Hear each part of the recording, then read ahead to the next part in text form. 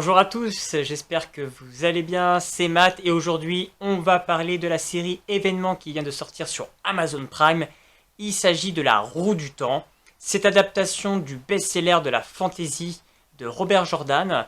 C'est un auteur de fantasy qui a commencé en 1990 cette saga épique de fantasy, donc de La Roue du Temps. Il est décédé en 2007 si je ne me trompe pas, s'il avait laissé des notes parce qu'il avait été déclaré un an plus tôt malade, et il avait laissé donc des notes, et c'est sa femme qui donc terminera la saga. Il me semble qu'il y a plus de 14 tomes, donc Amazon Prime se lance donc dans un grand challenge d'adapter cette grande saga de fantasy. Bien entendu, on se doute que ceci est motivé par le succès qu'il y a eu précédemment par Game of Thrones, donc toutes les chaînes de streaming, soit Netflix, soit donc Amazon Prime, cherchent à lancer leur saga également de fantasy. Amazon Prime a acheté les droits aussi du Seigneur des Anneaux qui sortira l'année prochaine. Mais je pense qu'ils n'avaient pas envie d'attendre jusque-là. Et donc avant, ils nous servent donc cette adaptation de cette grande saga de fantasy qui est La Roue du Temps. Qui est extrêmement connu en anglo-saxon. C'est vrai qu'en France, il a un succès beaucoup plus mitigé. Il y a eu des adaptations écrites qui n'étaient pas forcément toujours bonnes. Les éditions cassaient un petit peu la structure du roman. Voilà, ça a un petit peu cassé son succès en France, mais c'est une grande saga de fantasy. Et donc voilà, Amazon Prime se lançait un énorme challenge avec cette série et a beaucoup d'ambition, un très gros budget. Et ça se voit sur la qualité d'image, j'y reviendrai plus tard. Donc on peut sûrement supposer que voilà, ils ont de quoi faire, c'est un matériau de base avec, donc voilà, comme je l'ai dit, avec au moins plus de 14 tomes, donc il y a un gros univers à développer, il y a beaucoup de choses à mettre en place, et c'est peut-être ce qui va pêcher dans cette série. Je vais aussi y revenir plus tard dans cette vidéo. On a tout d'abord, il faut quand même du coup le souligner, d'abord que 3 épisodes qui viennent de sortir sur la plateforme, et tous les vendredis on aura un épisode supplémentaire. Je viens de regarder les 3 premiers épisodes de La Roue du Temps. Et à travers cette vidéo, je vais vous dire ce que j'en ai pensé, mon ressenti, et si je vais continuer ou non cette série. Tout d'abord, je tiens aussi à signaler que je n'ai absolument pas lu les romans, je ne connais donc absolument pas l'histoire, je ne sais pas absolument pas si cette adaptation est fidèle. Donc je vais vraiment juger la série télé en tant que telle, et non la qualité du roman, que je peux que vous inviter à aller découvrir et à aller lire. Déjà, qu'est-ce que raconte l'histoire de La Roue du Temps? On comprend qu'on a un monde visiblement qui a été un petit peu ravagé, qui a été disloqué comme ils disent, et tout ça s'est passé dans des temps antérieurs.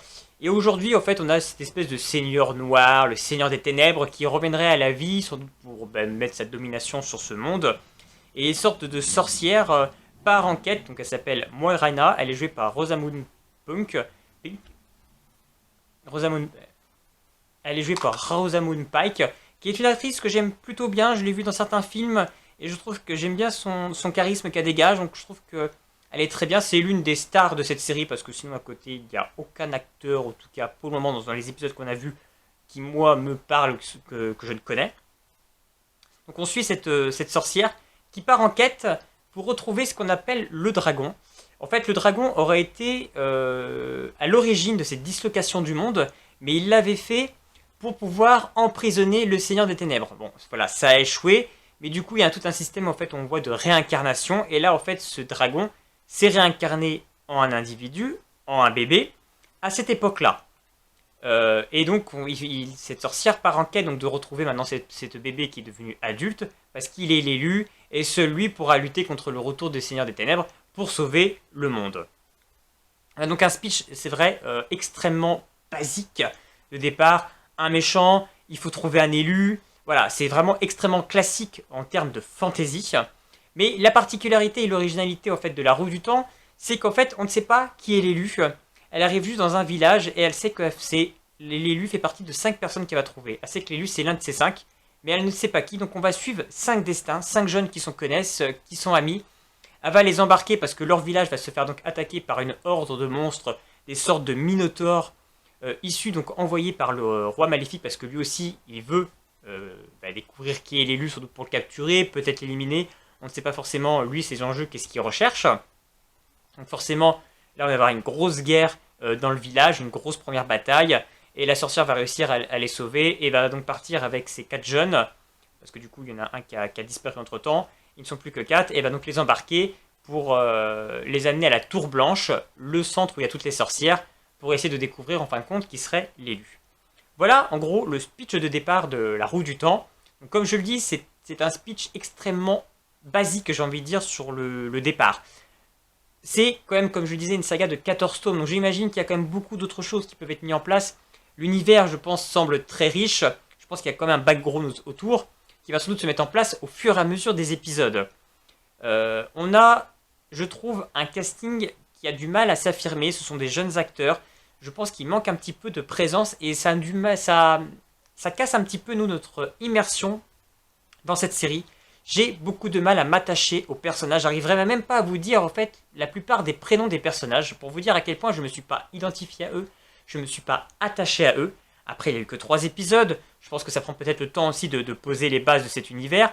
Parce que par contre, au niveau décor, costumes, paysages, photographie, le montage des décors de cette série sont vraiment immersifs, sont fabuleux, sont très grandioses, sont très beaux. Là-dessus, on sent que le budget il est réussi. C'est extrêmement une très belle série. Les décors sont vraiment époustouflants. On a vraiment de très beaux paysages en arrière-plan, vraiment très profonds. C'est vraiment extrêmement beau.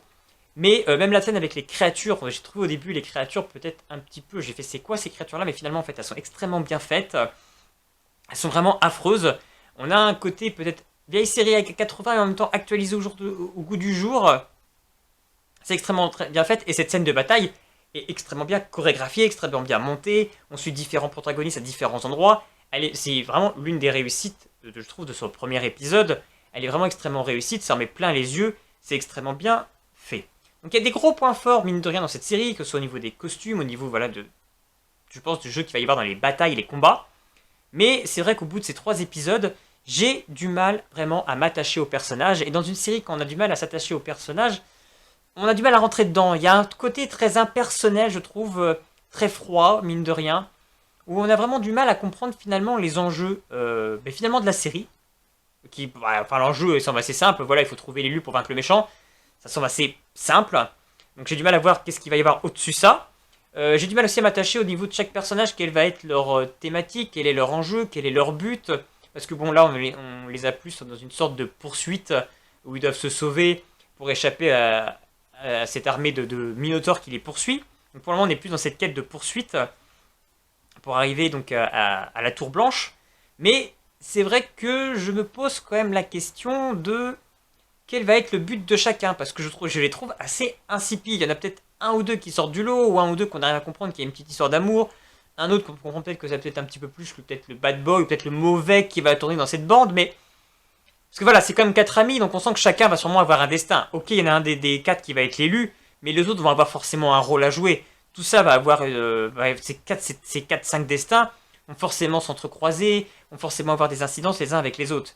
Pour moi, voilà, c'est quand même une grande saga de littérature, il y a forcément une grande histoire derrière.